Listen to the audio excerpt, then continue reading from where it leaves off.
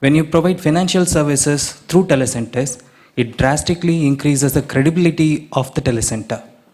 And second one, at least 90% of the rural villages doesn't have a formal financial account.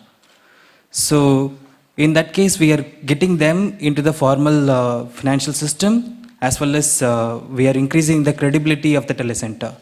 And gradually we realized there are other opportunities like micro insurance.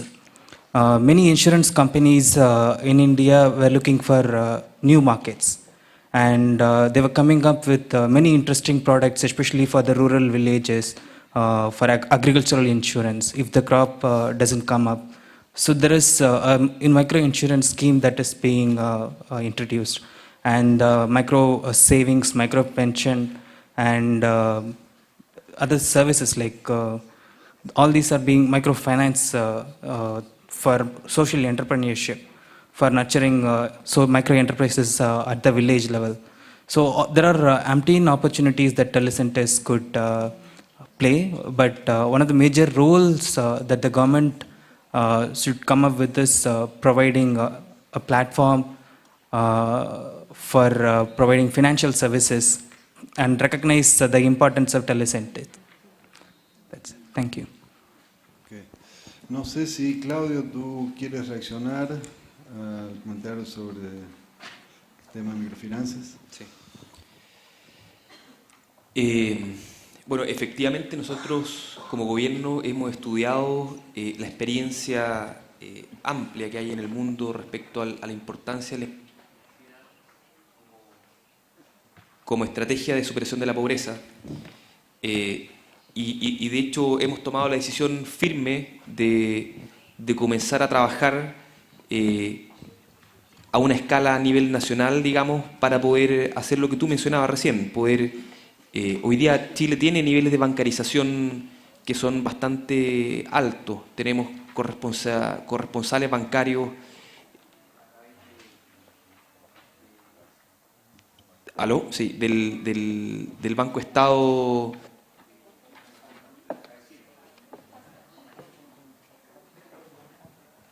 Micrófono, por favor, acá. Perdón, ¿nos pueden...?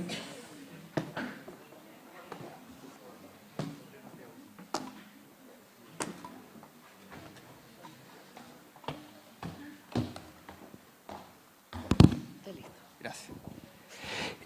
Entonces, un poco quizás el llamado que quisiera hacer yo es que para que una estrategia de inclusión financiera sea efectiva, no solamente basta con la voluntad del gobierno, sino que también es importante que existan alianzas público-privadas. Sin duda, por ejemplo, yo le pongo un caso, hay una empresa que está pronta a firmar una alianza con nosotros que se ofreció a financiar 10.000 sitios web gratuitos de manera de poder entregarle esta herramienta a los microempresarios para que puedan comercializar su producto. Un poco lo que veíamos nosotros en el video, de que finalmente hay mucho emprendimiento que está escondido y que el gran problema que tiene es la comercialización. Ahora faltan también los que quieran poner de alguna forma las plataformas para que esa información, ese sitio web que va a mostrar este producto que se quiere comercializar, fluya a través de algún canal. Por lo tanto, un poco lo que yo quería remarcar es que nosotros estamos tomando este camino muy firmemente y para que sea exitoso requerimos de hacer alianzas con el sector privado, con la sociedad civil, para poder avanzar. Requerimos de la voluntad de los bancos, de las microfinancieras. Nosotros podemos trabajar, y ahí paso un poco a cuál es el rol del Estado, nosotros podemos trabajar en lo que es el marco regulatorio, en lo que es el orientar la política social hacia la inclusión financiera, pero necesitamos un apoyo y un respaldo muy fuerte del sector privado y de la sociedad civil para que finalmente esto sea algo exitoso. La siguiente pregunta, por favor. Buenos días a todos. Mi nombre es Ednalva. Yo vengo de la Universidad de Brasilia, en Brasil. Soy estudiosa de este tema de telecentro. Desarrollamos algunos estudios y programas para el gobierno brasileño, junto con José Avando, que está acá a mi lado, del ATN. Sin duda, la cuestión de sustentabilidad de los telecentros, yo pienso que, como colocado muy bien acá por los panelistas, es la cuestión de la sustentabilidad basada en el apoyo de alianzas público-privadas, principalmente por la cuestión de acceso universal a banda ancha para las poblaciones, para los educadores. Y nosotros, como en Filipinas y muchos otros países que acá están intentando planear e implantar telecentros, tiene algunos problemas geográficos, como en nuestra región norte, donde hay muchos ríos, mucha floresta, que hay un problema de acceso a banda ancha o acceso a las tecnologías móviles. Mi pregunta es para el representante de Filipinas.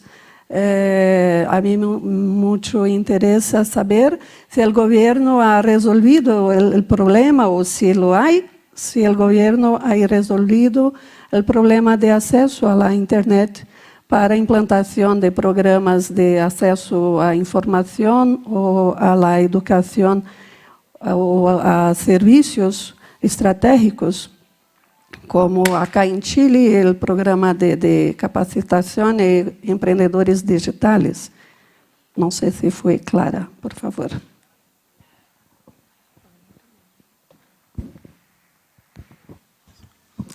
Well, thank you very much, Edna, for those observations. Actually, the challenge in the Philippines would be similar probably to Brazil, whereas our communities are divided by the sea, yours are divided by the rainforest. And in order to provide connectivity, there are many islands actually in the Philippines that do not have internet connectivity because of the distance. And because the communities are very small, the telecommunications company would not want to invest substantial amount because they will not earn from those communities. So in many instances, what we've done is those small communities, we've provided them with satellite communication. Instead of laying down expensive wires, a small antenna that can be powered through solar energy is able to provide that kind of interconnectivity. The bandwidth definitely will be not as broad because of the limitation of satellite. However, it does provide them with a link, at least, to be able to download some information and to be able to communicate with their colleagues in other areas. There are some other technologies that I've seen that has been coming out lately, and some people have shared with me, for instance, solar-powered lamps that are being designed for fishermen. And so when these fishermen go out to sea, they're in the middle of nowhere, but they need to use lamps in order to attract the fish, to catch the fish. So what happens is that there are some designing of solar-powered lamps that at the same time are also mobile phone chargers. So in the middle of the sea at night, while they're using the lamps, they can plug their mobile phone and they can still use their mobile phone to communicate. So they have power. And these are the technologies. They're very cheap, easy to deploy, but at the same time allow them to communicate and to connect. I think eventually the ubiquity of telecommunications would be there. Of course, we cannot answer or guarantee the connectivity of everybody, but we will have to go through it through different stages. You need to make sure, for instance, when you look at the satellite technology, that you use the appropriate technology. Each of those antennas could cost about $1,000, and it's enough to connect the community. Sometimes some of the technologies are not appropriate, so you need to watch out for it. For instance, the bandwidth of some of those satellite technologies are not conducive in, let's say, rainforests, because of the amount of rainfall. Some of the frequencies that they operate on is the same frequency as the raindrops, so that when the signal is sent and it's raining or it's foggy, the signal gets dispersed in the fog and you don't get any communication. So better make sure that your engineers or your telecoms providers, when they look at the appropriate technology for those, it would be something that can be used.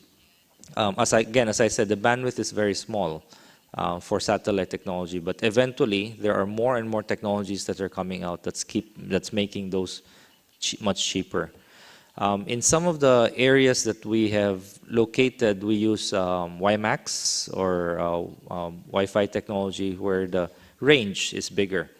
But in those areas, we identify communities, although they are separately located, but we try to maximize the radius where that WiMAX facility can be located. It has a 30-kilometer radius. So as much possible, we identify as many schools, public schools, remote areas, communities where that umbrella of communication can cover. So of course, there will be isolated communities that will not be included in the umbrella. So it's really a matter of studying how we can maximize the coverage. Thank you very much. Gracias. Por favor, el señor Bacha quería intervenir. I think it's a very pertinent question in terms of how do you extend the range of telecommunication network into rural communities. One of the things that we are doing at Microsoft, and our Microsoft research folks have been working on what is called white spectrum. This is a new way of trying to use access radio spectrum that is available and send digital signals through that. There is an access capacity of white spectrum. It actually requires government policies to change and telecommunication policies to change to allow for transmission to take place on white spectrum. The FCC in the US has just given us permission to test it out in several communities. We are actually hoping to test it out working with the Telecenter network in some of the more remote locations outside of the US, so we can actually see the efficacy of this technology and how cheap it can be, because we've been told that it can actually come down to about $200 to $300 per community, where you can actually set up these transmitter towers, and then it just gets relayed out. And it actually allows you to have a significantly large, broad bandwidth of communication to happen. So once you're going to get wide spectrum being used, you will see an explosion of services that are going to come in. But it will require for telecommunication companies, ministries, those that are actually providing the technology itself, the boxes that are required for the frequency signals to go through, and then organizations like ours that are doing work with telecentres to actually make that happen. I just want to make one last point. I just wanted to at least inform the audience that as a company at Microsoft, we've been investing in telecentres now for the last 9 years, and we've set up over 70,000 of these technology community centers in 110 countries. So we are in remote locations and in non-remote locations, and we are learning from that to really figure out how we can effectively get people to use this to build their capacity for economic opportunity. And now we've reached over 180 million people. So just to get a sense of the scale at which we are working on, both including in Chile and almost every country in the world. Thank you. Gracias, Mr. Bacha. ¿Hay alguna otra pregunta? Estamos ya excedidos un poquito en el tiempo del panel, pero creo que alguna otra pregunta se podría tomar. Por favor, aquí, bueno, hay dos preguntas, entonces vamos a rápidamente formular las dos preguntas y pediría que se formulen las dos preguntas seguidas y pasamos a una respuesta colectiva del panel. Buenos días, soy Jaime Fuente, trabajo en INDAP, Instituto de Desarrollo Agropecuario, la región de la Araucanía. Nosotros en los próximos meses, abril y mayo, estamos prontos a la implementación de 3 telecentros rurales. En la población hay 2 que son comunidades indígenas, otra que es una cooperativa, y con el apoyo estatal, que significa la implementación de los telecentros durante 8 meses, la capacitación del equipo gestor y dejar un poco andando el telecentro. Mi inquietud viene con lo que significa la sustentabilidad en los primeros años, los 3 primeros años que en lo que es la zona rural es complicado generar recursos por parte de la comunidad para que se pueda sustentar los costos operativos de estos telecentros. Mi pregunta a don Alfredo Barriga, ¿cómo desde el gobierno pudiéramos asegurar que no se nos caigan estos telecentros, porque se está partiendo con este proyecto en INDAP a través de 7 regiones, y lograr el objetivo final, que significa alfabetizar digitalmente a la población rural, lograr insertar los contenidos útiles para la agricultura y finalmente conseguir los trámites en línea de los agricultores? Muchas gracias. Entonces, yo pediría, hay una primera pregunta entonces sobre sustentabilidad, telecentros rurales, dirigida a Alfredo Barriga en particular. Yo tomaría las preguntas que haya en el auditorio para después dar la palabra para el cierre, para responder y cerrar a los conferencistas.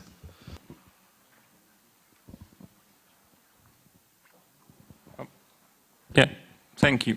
Karim Qasim from Egypt, Middle East, North Africa, Telecenter.org. My quick question is related to what the panel and the opening speech has been talking about, the universal access, the social justice, Telecenter playing in this role in this, and also Mr. Akhtar like motto or idea about the social media, and in the Middle East, North Africa, we have seen that very clearly as he explained or like hinted on.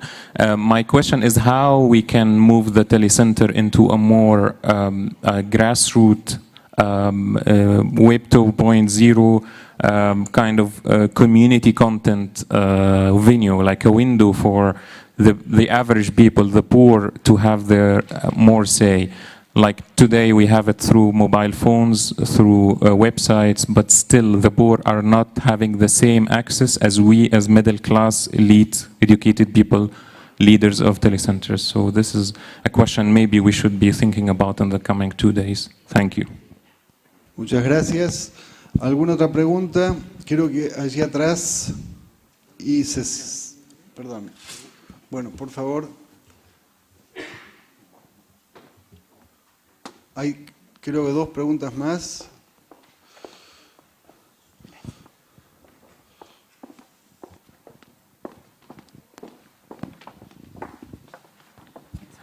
Okay, my name is Shrif Tokali. I am from Egypt, or you can name it now Free Egypt.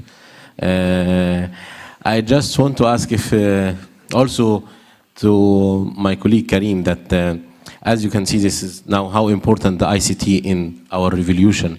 I think now we should think about how the telecenters can help the countries in their transition to democracy, how they can empower the communities, and how they're raising the awareness about democracy and the national dialogue in the country. Do you have any idea that how we can move forward in this regard? Thank you.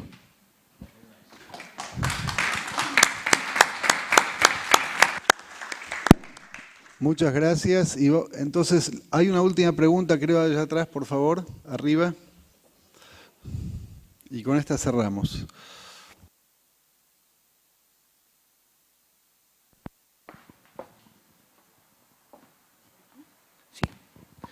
Buenos días, gracias por la invitación. Mi nombre es Martín Mesa, de Campesinos del Diguillín, provincia de Ñuble, comuna de San Ignacio. Primero saludar a la asistencia y a los panelistas por esta iniciativa tan importante. En específico, me gustaría abordar el tema del acceso universal al Internet y específicamente la democratización, que no solo en su plano de acceso y despliegue territorial en Chile, que tiene que ver con la amplitud que comentaba don Alfredo Barriga, el 93% del territorio, que es lo que se viene, tiene que ver con la forma del acceso. Cómo hoy día nosotros, que somos de comunidades pequeñas, de sectores campesinos, tenemos acceso de forma democrática al control también de estas redes. Nosotros tenemos la suerte de ser dueños de nuestra red inalámbrica rural, de tener un proyecto de desarrollo rural. Pero ¿qué sucede cuando planteamos esto a nivel de territorio nacional? ¿Quién se va a hacer cargo de la distribución de esta amplitud territorial y de acceso democrático al territorio? Porque creo yo que el acceso democrático y universal no solo tiene que ver con que la señal llegue, sino cómo accedemos a esta señal. Y creo que los infocentros van en esa línea. Si hablamos de generar alfabetización y hablamos de generar desarrollo, creo yo que debiera también esclarecerse cómo se va a hacer llegar esta política de acceso territorial y de acceso de señal. ¿A través de quiénes? ¿Quiénes son los actores involucrados dentro de este punto? Y los recursos, ¿cómo podemos acceder para las pequeñas organizaciones seguirnos haciendo cargo de este proceso? Y ahí también va pasar la pelota de vuelta a la gente de gobierno. ¿Cómo hoy día también apoyamos más fuertemente a estas organizaciones comunitarias, campesinas, de desarrollo, que hoy día son los actores que están generando los mayores procesos de emprendimiento? Eso, muchas gracias. Bueno, gracias. Entonces entiendo que con esto agotamos las preguntas y pasamos a dar la palabra a los conferencistas. Por favor, Mr. Basha, si quisiera intervenir.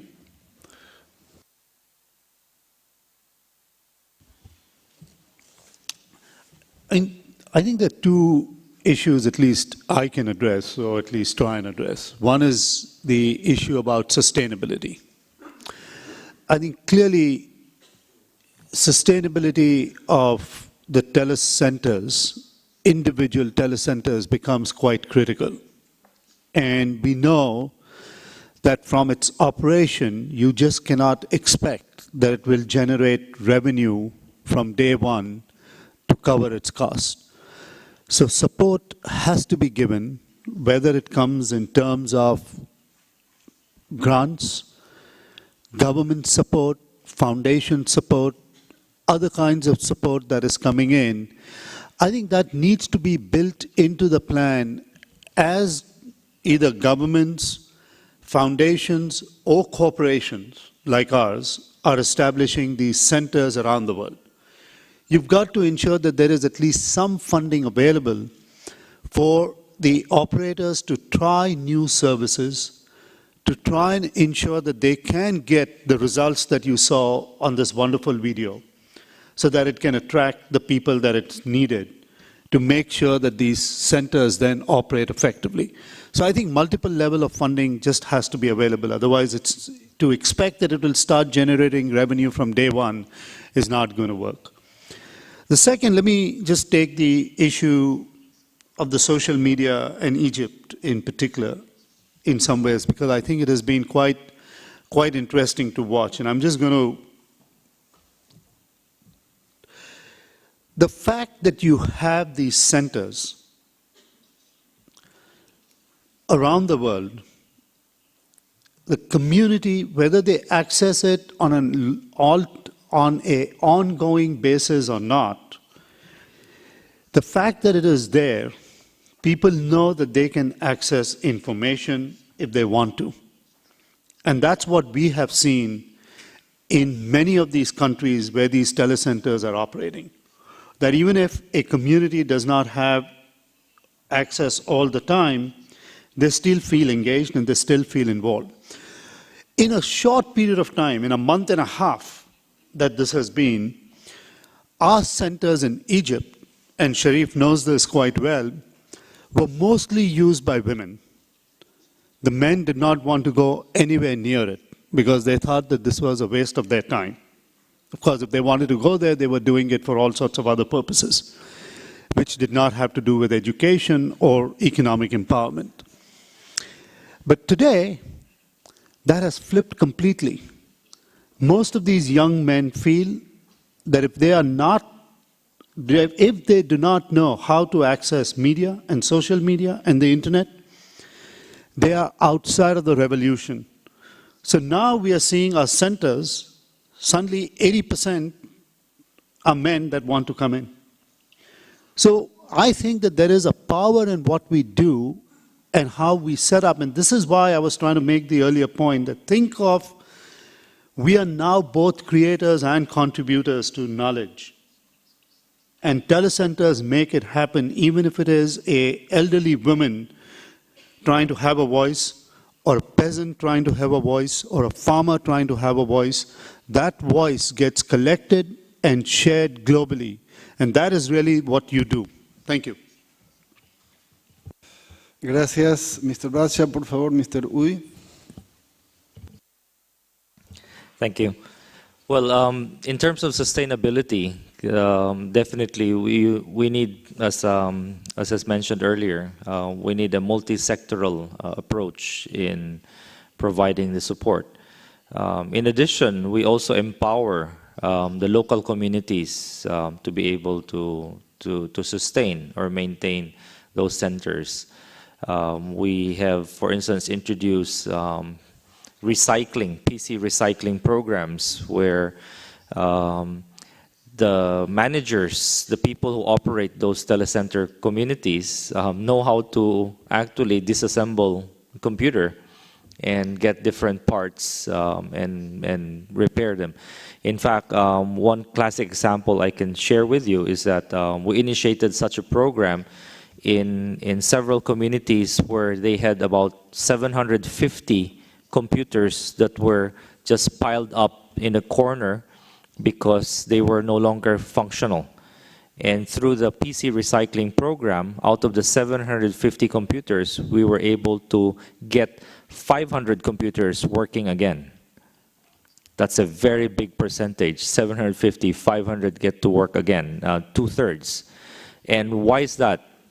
You see, when you bring this technology to those communities, they perceive this as high tech, so they are afraid of touching the machines or opening them up. When sometimes when the machine breaks down, the only problem there is a fuse, the power supply and the fuse.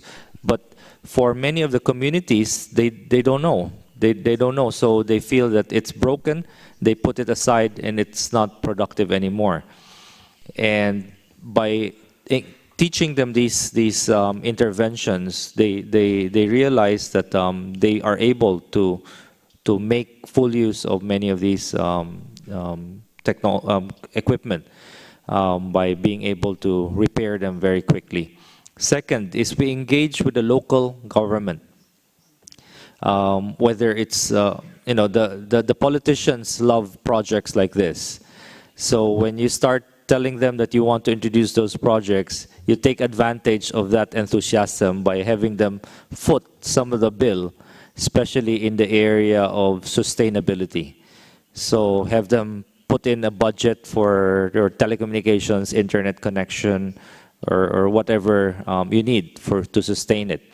Third, we engage with the local business community.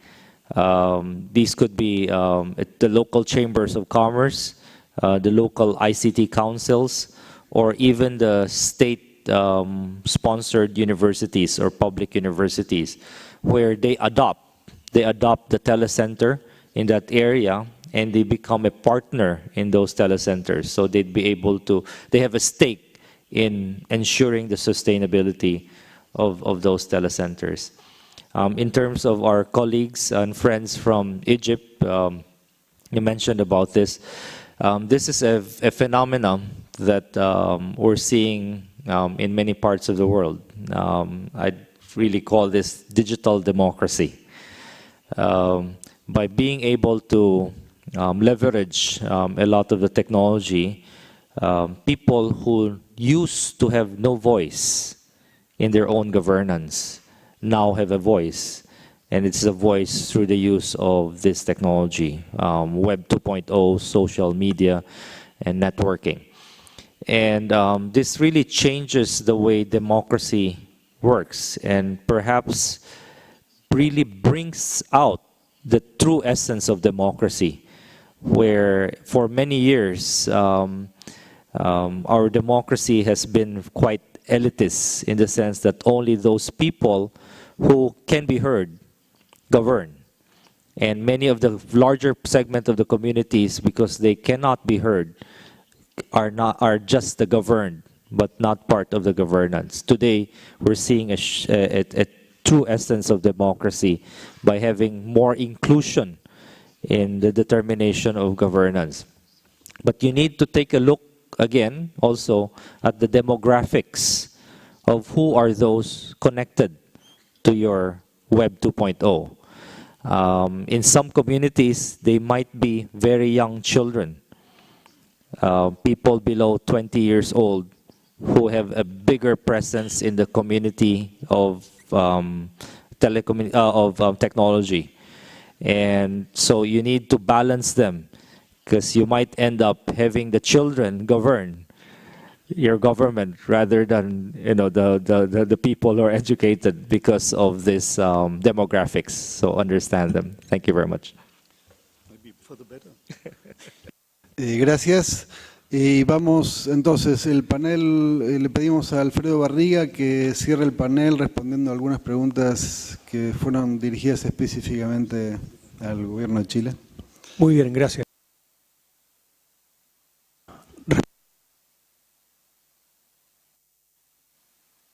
El tema de la sustentabilidad, en zonas rurales especialmente, y en general. Yo creo que lo que tenemos que hacer es tener una visión un poco más holística, es decir, ver esto como parte de un sistema, un ecosistema más grande, en el cual tenemos que empezar a conectar puntos. Hablaba hace un momento atrás de los trámites del Estado. En una zona rural, hacer trámites con el Estado es un drama. O sea, no es media hora de estar en una fila, es a lo mejor el día entero. Por lo tanto, ahí hay un servicio en el cual todos salen ganando. Yo creo que una persona en un lugar apartado rural, de buena gana, pagaría algo de su dinero para no tener que estar yendo a la ciudad o al pueblo más cercano a sacar un certificado de nacimiento, por ejemplo, y poder hacerlo directamente por Internet. Lo mismo sucede con el tema de acceso a distintos contenidos propios de los sectores rurales. Hay una cantidad gigantesca de información que normalmente en estas zonas rurales no la conocen porque no tienen acceso a Internet. Por lo tanto, hablabas tú de alfabetización digital, yo la dirigiría hacia las cosas concretas, de necesidades concretas que tiene la gente de esa localidad rural. Puede ser de un tipo climático, por ejemplo, el que pueda uno poder, para ellos es un descubrimiento, o sea, esto de que puedan de repente ver lo que va a pasar con el clima de aquí a 1 o 2 semanas más, saber a qué precio están los productos que cosechan, conocer, bueno, cualquier cantidad de información. Esas son cosas en las cuales al final del día para ellos tienen un valor, con lo cual también parte de la sustentabilidad va a ser por servicio y parte va a ser porque de alguna forma estos telecentros rurales tendrán que adoptar de alguna manera parte del modelo de cibercafé, que tienen servicios anexos alrededor.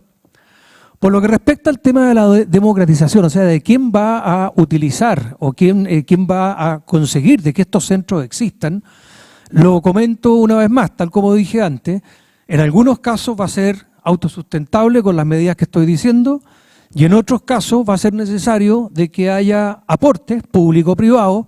No siempre el Estado va a tener que ser el que lo haga.